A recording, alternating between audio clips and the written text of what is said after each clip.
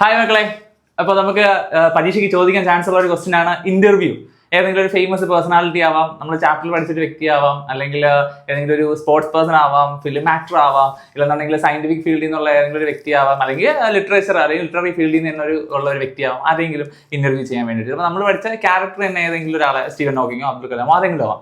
Okay, ആരായാലും interview ചെയ്യാൻ വേണമെങ്കിൽ ചോദിക്കാം. ഓക്കെ, ചില സമയത്ത് റെയർലി എന്ത് ചെയ്യാറുണ്ട്, റെസ്പോൺസും കൂടെ എഴുതാൻ പറയാറുണ്ട്.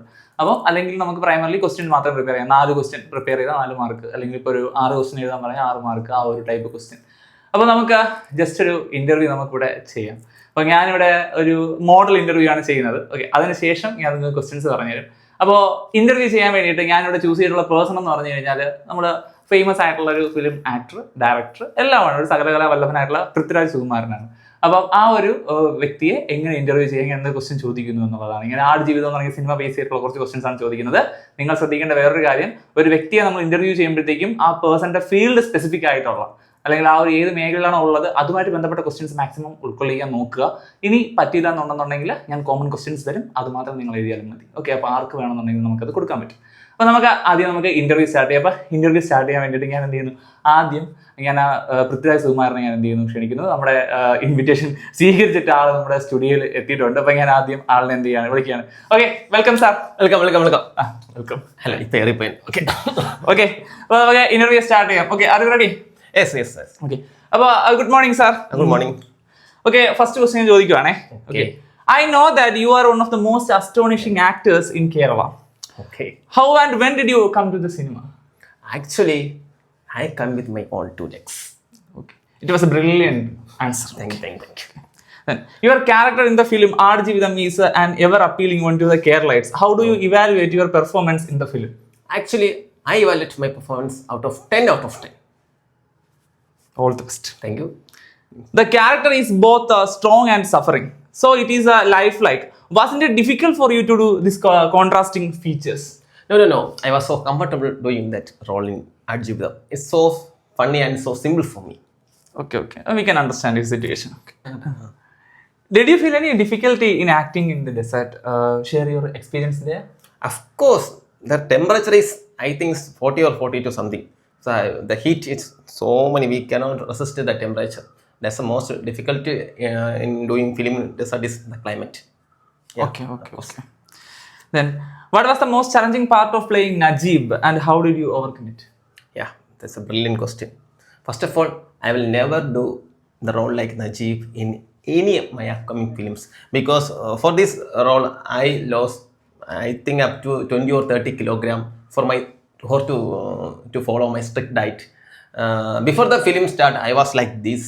Now I was like this for that role. Poor guy. What to do?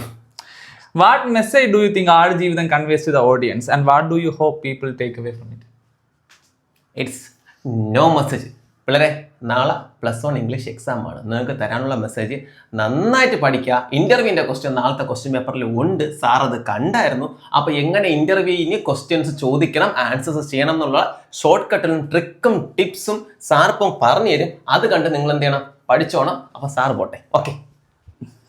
ഓക്കേടാ, അപ്പോൾ നമുക്കിനി ഇന്റർവ്യൂവിന്റെ ക്വസ്റ്റ്യൻസ് നോക്കാം. എടാ മക്കളെ, നമുക്ക് ഇനി കുറച്ച് സീരിയസ് ആവാം. ഇന്റർവ്യൂ ക്വസ്റ്റ്യൻസ് ആണ്. ഇതിപ്പം ആര് വന്നു കഴിഞ്ഞാലും ചോദിക്കാൻ പറ്റുന്ന കുറച്ച് ക്വസ്റ്റ്യൻസ് ആണ് ഞാനിവിടെ എഴുതിയിട്ടുള്ളത്. സിമ്പിൾ ക്വസ്റ്റ്യൻസ് ആണ്. ഓക്കെ, ഇനി ഞാൻ വേറൊരു കാര്യം കൂടെ പറയാം.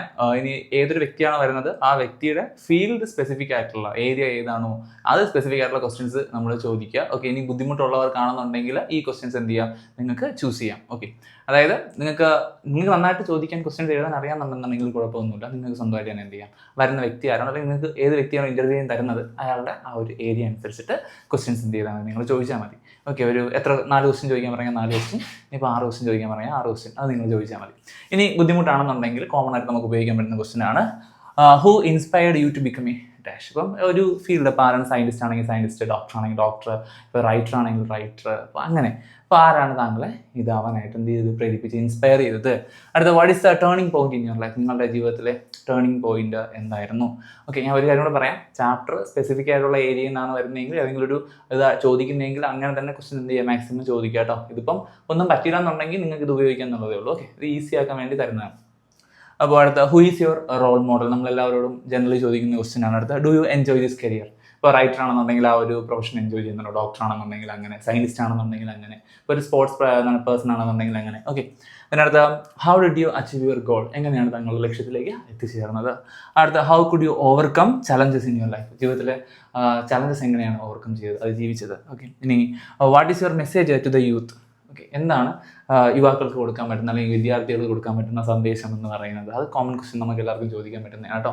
ഇനി അടുത്ത what is your next project. ഇതിപ്പോൾ ഒരു സിനിമ എന്താണ് ആക്ടർ ആണെങ്കിലോ അല്ലെന്നുണ്ടെങ്കിൽ ഇപ്പോൾ എന്താ പറയാം ഒരു എഴുത്തുകാരനൊക്കെ ആണെന്നുണ്ടെങ്കിലോ അങ്ങനെയൊക്കെ ആണെങ്കിൽ നമുക്ക് എന്ത് ചെയ്യാം, ആ ഒരു ക്വസ്റ്റ്യൻ ചോദിക്കാം. ഓക്കെ, അല്ലെങ്കിൽ ഇപ്പോൾ സയൻറ്റിസ്റ്റ് ആണെങ്കിൽ ഇവൻ അത് ചോദിക്കാൻ കുഴപ്പമില്ല. അടുത്ത what is the secret of your success, നിങ്ങളുടെ സക്സസിൻ്റെ സീക്രട്ട് എന്താണ്, അതും വേണമെങ്കിൽ എന്ത് ചെയ്യാൻ ചോദിക്കാം. ഇതിൽ എല്ലാ ക്വസ്റ്റ്യൻ ചോദിക്കണമെന്നല്ല ഞാൻ പറഞ്ഞാൽ 4 ക്വസ്റ്റ്യൻ ചോദിക്കാൻ പറഞ്ഞാൽ ഇതിൽ നിങ്ങൾക്ക് ഇഷ്ടപ്പെടുന്ന 4 ക്വസ്റ്റ്യൻ എന്ത് ചെയ്യുക, ചോദിക്കുക. 6 ചോദിക്കാൻ പറഞ്ഞാൽ 6 ചോദിക്കുക.